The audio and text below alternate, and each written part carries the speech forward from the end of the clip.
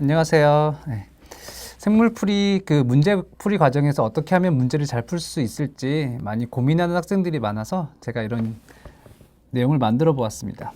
피트 생물 문제풀이의 핵심 팁. 이렇게 하면 문제를 잘 풀 수 있다. 흔히 그냥 생물 공부를 할 때 막연히 그냥 암기만 하는 학생들이 되게 많은데 이거는 비효율적이다. 예를 들어서 생물 문제를 풀기 위해서는 이런 내용들을 잘 알아야 된다. 마치 우리가 어떤 보석을 파는 과정이라 생각을 하면은 여기 보석이 있다는 걸 알고 이렇게 파게 되면 이 보석을 되게 쉽게 찾을 수 있겠죠. 그런데 그냥 막연하게 어떤 목적을 가지지 않고 여기 어디쯤 있겠지 해서 이렇게 파게 되면은 실제 파내는 흙의 양은 훨씬 더 많더라도 이 보석에 도달할 수가 없어. 그러므로 내가 어떤 목적을 가지고 어떤 공부를 해야 되는지를 먼저 알고 공부를 해야 되는데 그러려면 기출문제를 먼저 잘 풀어야 된다는 거지. 그래서 내가 공부할 방향을 먼저 기출문제를 토대로 잡아야 된다는 거야.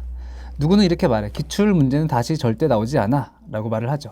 네, 맞습니다. 물론 똑같은 기출문제는 절대 나오지 않아. 하지만 이런 개념을 묻는 문제는 얼마든지 자주 나올 수 있다는 거지. 그러니까 딱 기출만 본다기보다는 기출문제 근처의 개념까지 다 공부하면 더 시험 문제를 잘 풀 수가 있다는 거지.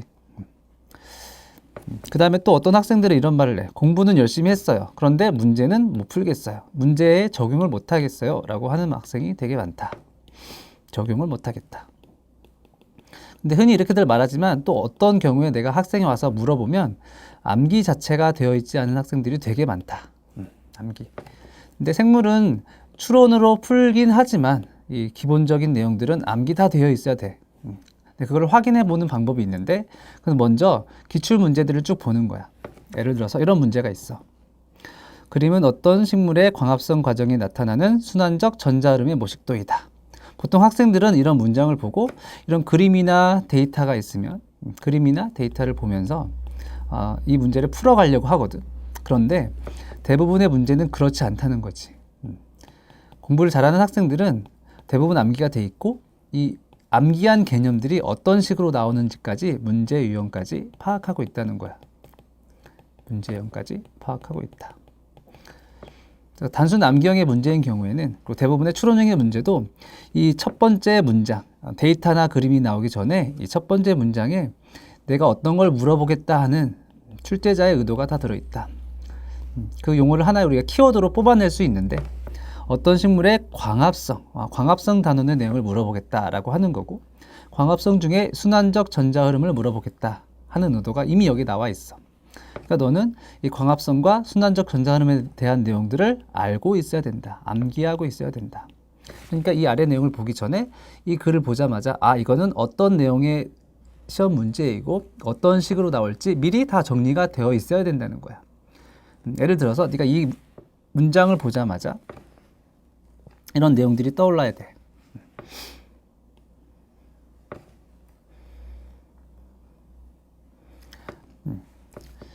광합성에는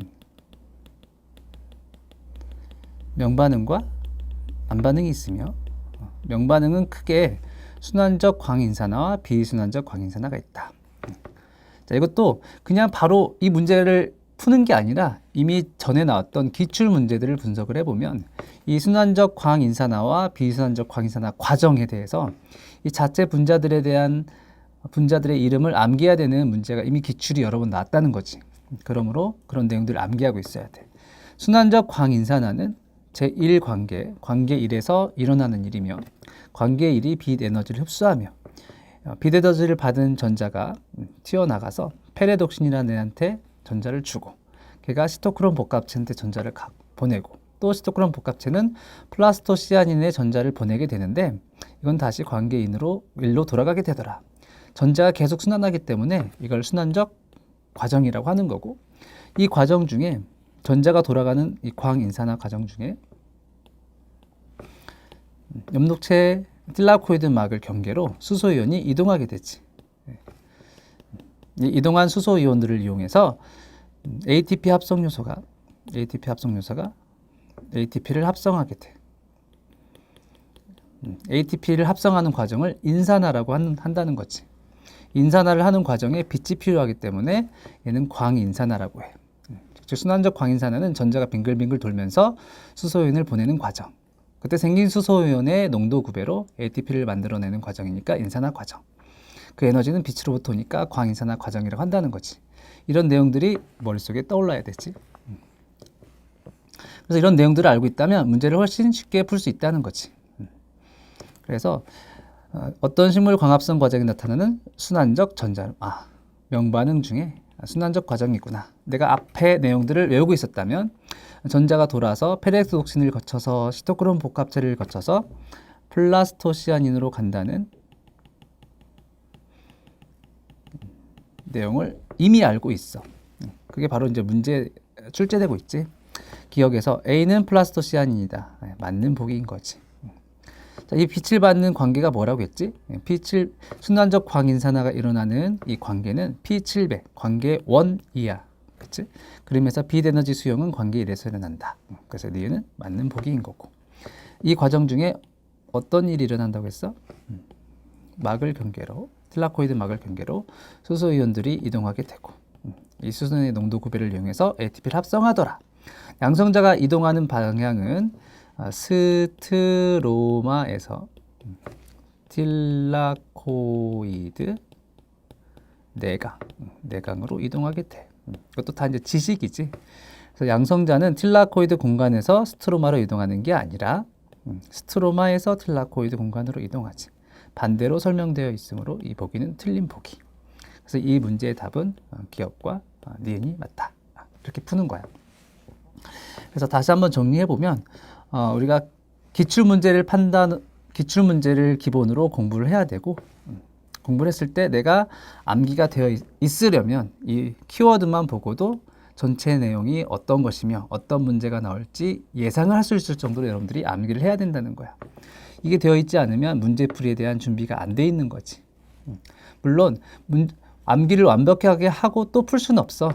기출문제를 이용한 공부 과정에서는 또 암기와 이 문제풀이를 동시에 번갈아 가면서 하면서 공부를 하는 거지. 어차피 똑같은 문제는 나오지 않기 때문에 이 문제풀이를 도구로 삼아서 정시험에 응용을 하면 되는 거야.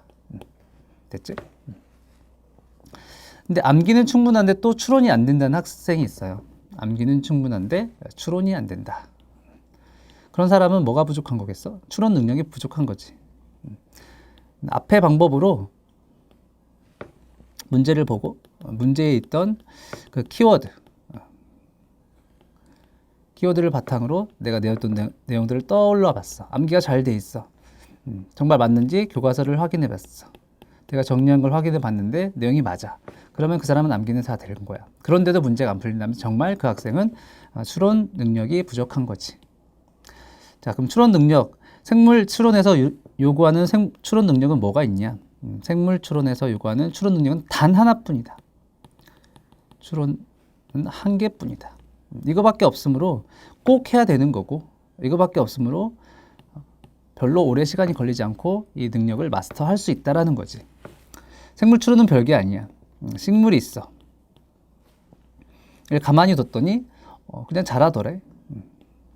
근데 이 식물에다가 내가 추가적으로 빛을 더 줬더니 식물이 훨씬 더 잘 자라. 이게 생물 추론의 전부다는 거지. 나머지는 다 똑같았는데 내가 하나의 어떤 변인을 줬어. 얘랑 다른 거, 이것을 조작 변인이라고 한다. 얘를 바꿨을 때 이 결과물이 달라졌잖아. 결과물을 생물에서는 종속 변인이라고 한다는 거지. 조작 변인이 달라졌을 때 종속 변인이 달라졌다는 거는 내가 해준 이 조작이 이 종속 변인에 영향을 줬다는 거지. 조작 변인을 알파라고 해보자. 알파가 종속 변인에 영향을 줬다. 이런 뜻이야. 근데 상당 부분 많은 기출문제의 보기의 구성이 이런 순서로 돼 있다는 거지. 보기 기억이 뭐뭐가 뭐뭐에 영향을 주냐. 이렇게 많이 물어보지. 근데 그 영향이 뭐 증가한다 할 수도 있고, 뭐 감소한다 할 수도 있고, 뭐 산소를 발생하게 하냐, 산소를 발생하지 않게 하냐, 이렇게 바뀌어 있을 수는 있지만, 뭐뭐가 뭐뭐 영향을 주냐라고 물어보는 것은 내가 가해준 조작 변인이 이 종속 변인에 영향을 주냐 이렇게 물어보는 거야. 그래서 여러분들이 추론을 잘하기 위해서 함양해야 될 능력은 보기로부터 조작 변인과 종속 변인을 찾아내는 거야. 조작 변인은 두 개를 비교했을 때 차이가 나는 것, 이게 조작 변인이고 그로부터 나타나는 결과가 종속 변인이다. 그런데 여기서 똑같이 식물에다가 빛을 가하거나 가하지 않았잖아. 근데 만약 식물로 사용하지 않고 동물로 바꿨어. 동물을 그냥 키우거나 동물에 빛을 가했을 때 성장하는 정도를 비교했어. 근데 동물은 광합성을 하는 생물이 아니기 때문에 동물을 그냥 둔 거랑 동물에 빛을 가한 거랑 성장하는 정도가 차이가 없을 수 있다는 거지. 자, 이런 것들은 이 빛이라고 하는 조작 변인이 종속 변인에 영향을 주지 않은 거야. 여기서 지금 달라진 게 있지. 조작 변인과 종속 변인. 가해준 것은 빛, 그 결과로 자란 정도를 본 것은 종속 변인. 이건 같지만 뭐가 달라서 이 종속 변인이 달라졌을까? 바로 식물을 사용했느냐, 동물을 사용했느냐야. 이렇게 봤을 때는 식물과 동물은 또 하나의 조작 변이 되는 거지. 그래서 조작 변이나 종속 변이는 일정에 정해져 있는 게 아니라 문제마다 바뀔 수 있는 거다. 그래서 문제에 맞게 찾아내야 되고 이것은 하루 정도에 함양되는 능력은 아니고 지금부터 문제풀이를 할 때 이런 보기가 조작 변인, 종속 변인으로 되어 있다면 이거에 맞춰서 문제풀이를 연습을 하면 되지. 근데 여기서 식물 똑같이 해준 어떤 변인들도 있게 되는데 이런 것들은 통제 변인이라고 한다. 통제 변인. 통제 변인은 여기 영향을 줄 수 있는 요인이지. 지금 식물은 자라게 되고 동물은 자라게 되지 않았잖아. 그래서 이 종속 변인에 영향을 줄 수 있는 요인 중에 둘 다 차이가 없는 것, 이것을 통제 변인이라고 해. 종속 변인에 영향을 줄 수 있으나 그 둘의 차이가 없는 것, 이것을 통제 변인이라고 한다. 정리를 다시 한번 해볼까?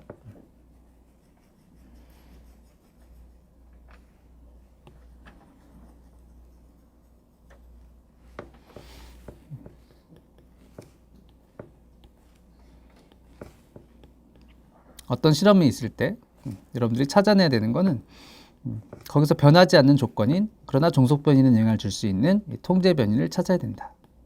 통제 변인. 종속 변이에 영향을 줄 수 있으나 실험 도중에는 바뀌지 않는 것. 그다음에 조작 변인을 찾아야 된다. 어떤 두 개에서 달라져 있는 것. 그래서 나타나는 결과인 종속 변이를 찾아야 된다. 그랬을 때 조작 변인이 달라졌을 때 종속 변인이 달라진다면 얘는 여기에 영향을 준다. 이렇게 해석을 하면 되고요.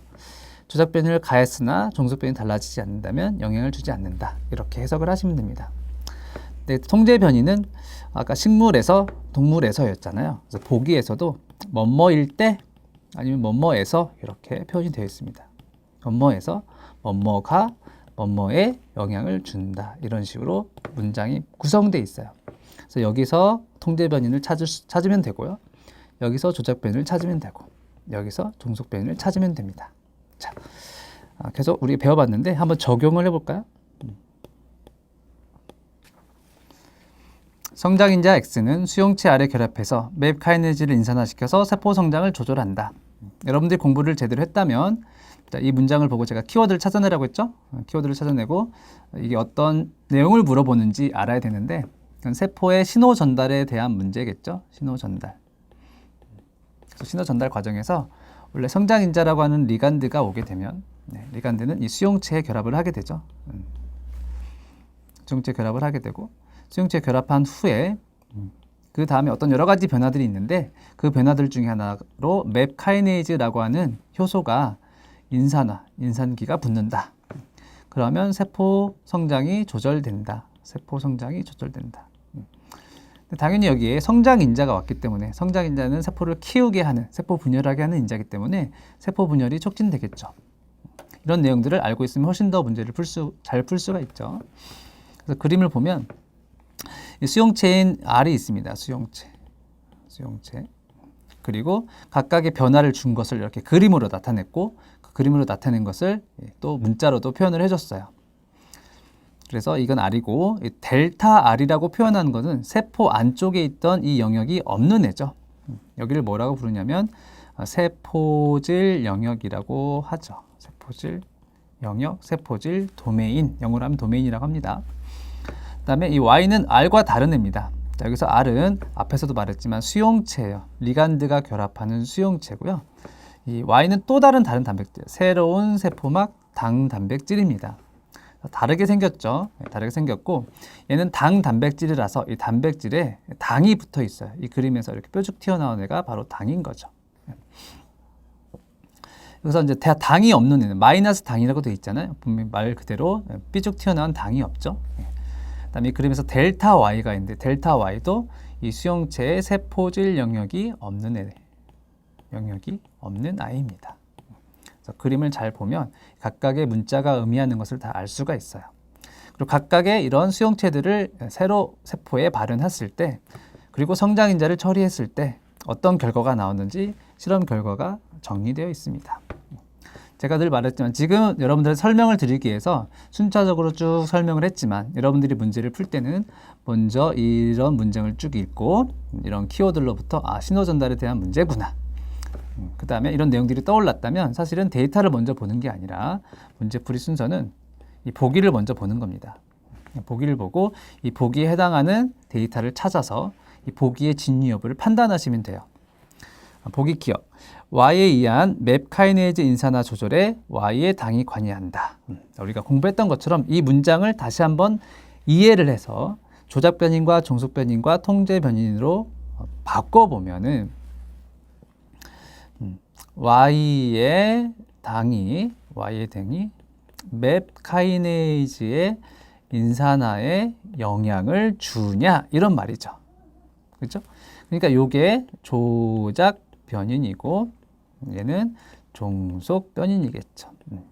이것은 어차피 다 세포가 똑같기 때문에 이 세포에서 이런 정도가 통제 변인일 거예요. 이 세포에서 보시면 여기 세포들이 다 똑같잖아요. 다 똑같으니까 이건 통제 변인에 해당합니다. 그래서 Y의 당이 맵카이네이즈에 인산화 영향을 주는지 알아보기 위해서 얘를 조작 변인으로 하고 얘를 종속 변인으로 하는 데이터를 찾으면 돼요. 아까 말했죠. 이게 조작 변이라는 건 Y의 당이 있는 애와 Y의 당이 없는 애를 비교해 보면 된다는 거죠. 데이터를 쭉 봤더니 나머지는 다 똑같고 이 두 번째와 세 번째를 비교해 보면 여기에는 Y의 당이 있고 여기는 Y의 당이 없잖아요. 마이너스 Y의 당이라고 되어 있죠. 마이너스 Y의 당. 이 두 개를 바꿨으니까 이게 바로 당을 없앤 게 Y의 당을 없앤 게 조작 변인이죠. 그 결과, 실험 결과, 맵카이네이즈의 인산화 정도는 플러스 3개에서 플러스 2개로 감소했어요. 당을 없애자, Y의 당을 없애자, 3개 플러스에서 2개 플러스로 감소했으므로 당이 없으면 인산화는 감소한다. 당이 있으면 인산화는 증가한다. 즉, Y의 맵카이네이즈 조절에 Y의 당이 관여한다. 연관돼 있다라고 우리가 추론할 수가 있는 거죠. 됐죠? 이게 생물 추론의 전부입니다. 문제 형태는 바뀔 수 있지만 추론은 이게 전부예요. 두 번째, Y의 세포질 도메인에 Y의 세포질 영역, 아까 도메인이라고 제가 설명을 드렸었죠. 이 도메인은 맵카이네이즈 인산화의 조절에 필수적이다. Y의 세포질 도메인이 맵카이네이즈 인산화에 필수적이냐? 이걸 다시 우리가 조작 변인과 종속 변인으로 바꿔보면 Y의 세포질 영역이 맵카이네이즈 인산화에 영향을 미친다. 이런 말이죠. 이게 조작 변인이고 얘가 종속 변인인 거죠. 그러니까 Y의 세포질이 있는 것과 없는 것을 비교하면 되겠죠. 이건 바로 이 두 번째와 네 번째가 되겠습니다. 보시면 두 번째와 네 번째를 비교해보면 얘는 R, Y가 있고 얘는 R과 Y의 델타죠. 그러니까 얘는 세포질 영역이 있는 애고 얘는 세포질 영역이 없는 애입니다. 즉, 이 둘의 조작 변이는 차이는 Y의 세포질 영역이 있냐 없냐죠. 그래서 Y의 세포질 영역을 없앴는데도 불구하고 맵카이네이즈 인산화 정도는 플러스 3, 플러스 3으로 똑같죠. 다시 Y의 세포질 영역을 추가를 해줘도 인산화는 변화가 없는 거예요. 그러므로 Y의 세포질 도메인은 맵카이네이즈의 인산화에 전혀 영향을 미치지 않는다요. 필수적이다가 아니라 영향을 미치지 않는다. 그래서 니은은 틀린 보기가 되겠습니다. 아까랑 똑같은 방식으로 추론을 하면 되죠. 그렇죠? 마지막 보기. Y에 의한 맵카이네이즈 인산화 조절은 아래 세포질 도메인을 필요로 한다. 이 문장도 이해를 한 다음에 다시 조작 변인과 종속 변인으로 바꿔보면 R의 세포질 도메인이 맵카이네이즈의 인산화에 영향을 미치냐 이런 말이죠. 이것도. 그러니까 아래 세포질이 바로 조작 변이 되는 거고 맵카이네이즈 인산화가 종속 변이 되는 겁니다. 그래서 이걸 찾아보면 여기서는 이 두 번째하고 다섯 번째가 되겠죠. 두 번째와 다섯 번째. 두 번째와 다섯 번째. 자, R과 Y가 다 있죠. 근데 다섯 번째는 R의 세포질 영역이 없죠. 이 둘의 차이점은 R의 세포질 영역이 있냐 없냐죠. R의 세포질 영역을 없애자 맵카이네이즈의 인산화 정도는 플러스 3개에서 마이너스로 없어졌죠. 반대로 R의 세포질 영역을 추가하게 되면 플러스가 3개로 증가하게 되는 거죠. 없으면 아예 되지 않기 때문에 R의 세포질 영역은 필수적이라고 말을 할 수가 있습니다. 그래서 Y에 의한 맵카이네이즈 인산화 조절에 R의 세포질 도메인은 필요하다, 필수적이다 이렇게 우리가 해석할 수가 있습니다. 그래서 디귿도 맞는 보기, 기억과 디귿이 맞는 보기가 되겠습니다. 자, 암기는 충분한데 추론이 안 되는 학생, 이건 학생들을 시켜보면 하루아침에 되지 않고요. 노력이 좀 필요하고요. 학생마다 능력의 차이는 좀 있더라. 원래부터 이 생물학적, 자연과학적 사고를 하는 학생들은 되게 빨리 습득하게 되고 그렇지 않은 학생들은 조금 더 시간이 걸리나 생물 문제를 풀기 위한 추론 능력은 누구나 대부분의 학생, 거의 90% 이상의 학생들이 다 습득할 수 있는 능력이므로 오늘부터 공부할 때 연습을 하시면 됩니다. 모든 문제가 이 추론으로 할 수는 없어요. 여러분 암기를 했는데 암기로 풀리지 않는 문제는 추론으로 하시면 됩니다. 추론형 문제는 또 여러 가지 문제집들에 보면 이 문제는 추론형이다 이렇게 되어 있기 때문에 이렇게 추론형이라 나와 있는 문제들을 여러분들이 조작 변인과 종속 변인으로 나눠서 데이터 추론 문제를 연습을 해보시면 이 능력은 누구나 좋아질 수 있습니다. 자, 마지막으로 우리가 지금까지 했던 것들은 어떤 문제든 다 적용할 수 있는 일반적인 내용을 했고 PT를 보는 학생들의 대부분이 유전하기 너무 어려워요 라고 많이 말들을 하세요. 이것들은 또 제가 유전학뿐만 아니라 다른 화학이나 유기학의 어려운 문제들 혹은 자주 나오는 문제들에 대한 대처를 어떻게 해야 되는지 제가 설명해 드리도록 하겠습니다. 여러분들이 어려운 어떤 운동을 배울 때나 완전 새로운 걸 배울 때는 선생님들이 어떻게 가르쳐 주나요? 수영을 배울 때 여러분들이 음파라고 들어봤죠? 음파. 이렇게 하는 이유는 연속적인 동작을 하기 위해서 연속적 동작이 잘 되지 않는 경우에는 그 동작을 구분 나눠서 연습을 하다 보면 나중에 자연스럽게 하나의 과정으로 연결이 되기 때문에 그렇습니다. 어려운 문제들의 특징은 뭐냐면 굉장히 복잡다단한 과정 혹은 여러 가지 기법들이 동시에 적용돼야 된다는 특징을 가지고 있어요. 처음부터 이걸 할 수 없기 때문에 이 문제들을 하나 이렇게 여러분들이 깨 나가셔야 돼요. 유전학 문제도 여러 가지 많은 개념들 및 기술들이 있어야 유전학 한 문제를 풀 수가 있어요. 그래서 여러분들이 유전학 문제를 잘 풀기 위해서는 혹은 어려운 다른 파트의 문제를 잘 풀기 위해서는 문제풀이 과정 자체를 세부적인 과정으로 나눠서 그 전체 과정을 어떻게 풀지까지 시뮬레이션을 해봐야 된다. 그래서 저는 이제 자연스럽게 습득한 과정이긴 하지만 학생들이 유전학 문제 풀기를 어려워해서 제가 이렇게 만든 게 있습니다. 저의 그 교재에도 나와 있는데 첫 번째, 유전학 문제는 어떤 문제든 일단 이 유전자가 상염색체에 존재하는지 성염색체에 존재하는지 판별을 해야 됩니다. 그리고 그 유전자가 우성의 유전자인지 열성의 유전자인지를 판별을 해야 돼요. 이게 가장 첫 번째 해야 될 일이에요. 이게 되면 이 내용들을 이용해서 문제에서 물어보던 이런 형질을 결정하는 유전자들을 유전자형으로 바꿔야 됩니다. 유전자형으로 바꿨는데 예를 들어서 라지 A, 스몰 a라고 표현됐다고 합시다. 그러면 그 다음에 해야 될 일은 여기서 나올 수 있는 이 생식세포의 형태를 고려해 보는 거예요. 어차피 유전이라는 게 부모에서부터 만들어진 정자나 난자가 서로 수정돼서 자손이 생기는 거잖아요. 그 다음 세대로 유전되기 위해서는 정자나 난자를 만들어야 되는데 그게 바로 이렇게 생긴 부모로부터 생식세포가 만들어지고 그 생식세포들이 다시 만나게 되는 과정이에요. 그래서 라지 A와 스몰 a를 가진 이 부모들은 라지 A를 가지는 혹은 스몰 a를 가지는 생식세포들을 만들게 됩니다. 여러분들 잘 알듯이 이 부모에서 생식세포가 만들어질 때는 감수분열이라고 하는 과정으로 만들어지는데 감수분열 과정에서는 이 둘 중에 하나만 전달되게 되죠. 자, 부모가 라지 A와 스몰 a 혹은 정자, 난자를 만들게 됐을 때 그 정자와 난자가 누가 만나게 될지는 아무도 몰라요. 다 확률의 게임이죠. 그래서 이렇게 여러분 흔히 말하는 포네드 사각형으로 아버지는 라지 A와 스몰 a를 줄 수 있어. 어머니는 또 라지 A와 스몰 a를 줄 수 있어. 가능성을 배열해 놓고 이렇게 만날 수도 있지. 이렇게 둘이 만나면 라지 A라는 아이가 생길 거야. 이렇게 만나면 라지 A, 스몰 a가 생길 거야. 이렇게 만나면 스몰 a가 생길 거라고 계산을 할 수가 있습니다. 그런 다음에 항상 문제에서 물어보는 그 답을 찾아내면 됩니다. 어떤 유전학 문제도 다 이런 순서로 풀면 다 풀리게 되어 있어요. 가장 흔히 하는 실수가 이걸 먼저 판별하지 않고 바로 문제를 풀려고 하기 때문에 문제 풀이가 제대로 되지 않고 또 여기까지 갔다가 다시 처음으로 돌아가는 경우가 굉장히 많습니다. 그래서 이걸 적용해서 우리가 문제를 한번 풀어보도록 할게요. 제 교재 유전학 문제 푸는 순서에 대해서 제가 지금까지 설명한 것 외에도 더 자세한 내용들이 나와 있으니까 여러분들이 보시면 될 것 같습니다.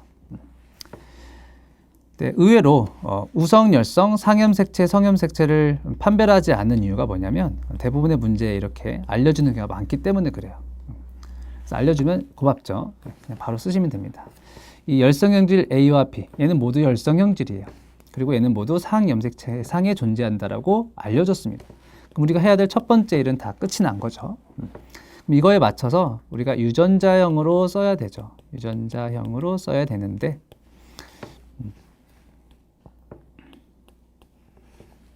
열성형질이라고 했기 때문에 이 열성형질을 나타내려면 두 개 모두 다 열성 대립 유전자를 가지고 있어야 돼요. 그래서 열성형질 A를 발현하는 애들은 스몰 a라고 쓰면 되고요. 열성형질 B를 발현하면 스몰 b라고 쓰면 되고 열성형질 A와 B를 모두 발현하면 BB라고 쓰면 됩니다. 그래서 상염색체, 성염색체, 열성, 우성이 먼저 판별이 되어야 유전자형으로 바꿀 수가 있어요. 다시 한번 설명해 보면 우성, 열성이 판별되면 대문자, 소문자를 결성할 수 있는 거고 상염색체면 남녀 모두 다 두 개 가지고 있기 때문에 두 개씩 표현하면 되고요. 성염색체 있다면 남자는 XY, 여자는 XX로 표시하면서 동시에 형질까지 표시해야 돼요. 그래서 상염색체, 성염색체, 우성, 열성이 먼저 판별이 되어야 유전자형으로 바꿀 수가 있습니다. 그래서 이거에 맞춰서 우리가 한번 쭉 써볼까요? 자, 이 1-1번의 여자, 가계도에서 동그라미는 여자죠. 열성형질 A를 발현했기 때문에 이 사람은 유전자형이 A죠. 그 다음에 1-2의 남자는 열성형질 B를 발현하기 때문에 스몰 b라고 쓸 수 있습니다. 열성형질 A와 B를 동시에 발현하는 사람은 A, B라고 이렇게 쓸 수가 있겠죠. 그래서 다 찾으면 되는데 실제 시험을 볼 때는 내가 원하는 것만 찾으면 되기 때문에 다 쓸 필요는 없어요. 그래서 문제를 먼저 한번 보면 열성형질 A와 B를 가진 B를 각각 결정한 두 유전자가 동일한 상염색상에 존재하고 유전적 거리가 10cm로 간일 때 2-2와 2-3 사이에서 태어난 3-1이 열성형질 A와 B를 모두 나타낼 확률은 이렇게 물어봤어요. 그러니까 내가 유전장을 다 찾을 필요 없이 교배를 하기 위해서는 2-2와 2-3의 유전장을 찾으면 되는구나. 이 사람과 이 사람을 찾으면 되는데 근데 그 두 유전자가 서로 떨어져 있지 않고 하나의 동일한 염색체 상에 존재한대요. 이걸 우리가 흔히 연관이라고 말하죠. 그래서 유전장을 쓸 때 그냥 이렇게 쓰지 말고 연관된 형태로 표현해 주는 게 좋습니다. 1-4는 어차피 AABB이기 때문에 염색체가 이렇게 돼 있겠죠. 어차피 이 사람은 유전장이 AABB로 정해졌어. 같은 염색체가 존재하니까 같은 염색체상에 지금 A와 B를 나타내면 이렇게 표현할 수가 있습니다. 자, 이 부모로부터 이 여자아이가 태어났는데 반드시 유전이라는 게 아까 뭐랬죠? 아빠한테서 하나, 엄마한테서 하나의 염색체를 받는다고 했어요. 그러므로 2-3은 스몰 a, 스몰 b라고 되어 있는 이 염색체를 반드시 받아야만 합니다. 그런데 2-3의 여자는 정상인 여자죠. 정상인 여자. 만약에 스몰 a가 있다면 열성형질 a가 발현될 거고 스몰 b가 있다면 열성형질 b가 발현되겠죠. 그러므로 2-3의 이 여자는 라지 a와 라지 b의 유전장을 가지고 있다고 찾아낼 수 있습니다. 그래서 우리가 이걸 찾아낸 다음에 먼저 해야 될 일이 유전장을 찾아내는 거잖아요. 우리가 목적성을 가지고 있기 때문에 이걸 빨리 이렇게 찾아낼 수가 있어요. 2-3 찾아냈죠? 지금 2-3과 2-2가 결혼해야 되기 때문에 이제 얘의 유전장을 찾아야 되는데 2-2는 열성형질 A를 발현하고 있기 때문에 A라고 하는 형질에 대해서는 모두 다 스몰 a, 스몰 a라고 쓸 수 있어요. 근데 B형질은 발현하고 있지 않죠. 만약에 이 남자가 A와 B를 모두 발현했다면 까만색으로 표현했어야 되는데 그렇지 않고 열성형질 A만 발현한다고 회색으로 되어 있으니까 이 사람은 라지 B를 반드시 가지고 있어야 돼요. 그런데 이것도 마찬가지로 부모로부터 하나씩 염색체를 받아야 되고 1-2인 이 아버지는 반드시 스몰 b를 주어야 되기 때문에 2-2는 반드시 스몰 b를 하나 가지고 있어야 돼요. 스몰 b를 가지고 있으나 B의 형질은 열성형질 B의 형질은 나타나지 않아야 되므로 이 사람의 유전장을 모두 이렇게 정할 수가 있습니다. 그 다음에 해야 될 일이 뭐라고 했죠? 여기서 나올 생식세포를 고려해서 우리가 교배를 해야 된다라고 했죠. 여기서 생세포가 나오면 자, 이 2-의 아빠로부터는 AB, 스몰 ab와 스몰 a 라지 b라고 하는 생식세포가 나올 수 있겠네요. 자, 근데 여기서 문제에서 유전적 거리가 10cm 모르간이다 라고 했는데 이 정도는 여러분 지금쯤은 아시겠죠? 이거는 교차율이 10%라는 거예요. 교차가 일어난다는 거예요. 교차라는 거는 하나의 염색체 상에서 서로 일정 부분이 바뀌는 것을 말하죠. 근데 여기서는 이게 바뀌더라도 스몰 a, 스몰 b, 스몰 a 라지 b로 이 아빠가 만들 수 있는 유전자형 생세포의 형태에는 영향을 미치지 않아요. 그래서 이 아빠에서는 스몰 a, 스몰 a 라지 b가 바로 반반의 확률로 나올 수 있게 됩니다. 자, 엄마는요?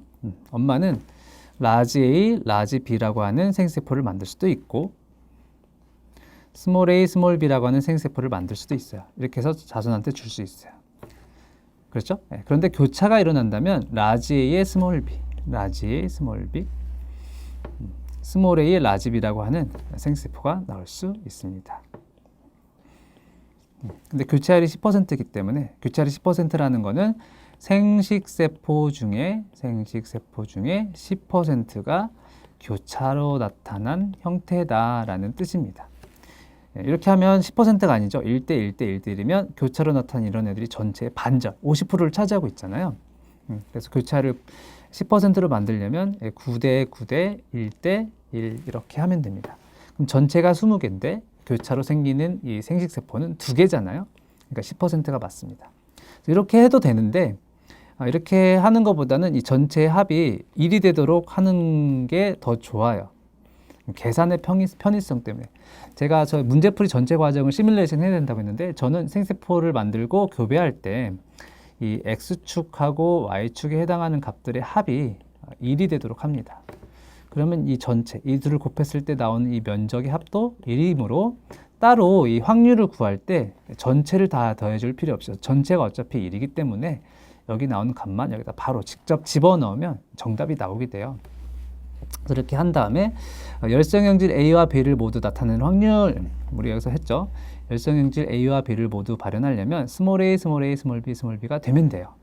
그래서 여기에서 나오는 자손, 가능한 자손 중에 스몰 a, 스몰 a, 스몰 b, 스몰 b가 나오는 데만 구하면 된다.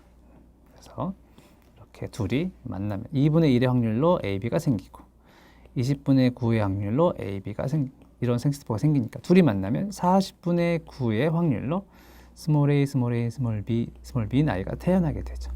그래서 둘 다 열성인 아이가 태어날 확률은 40분의 9가 됩니다. 그래서 정답은 4번이 되죠. 지금까지 여러분들한테 어떻게 문제를 풀면 생물 문제를 잘 풀 수 있는지 설명을 드렸는데 좀 도움이 되셨을지 모르겠어요. 다음번에 또 저와 한 번 더 만나게 될 텐데 그때까지 안녕히 계세요.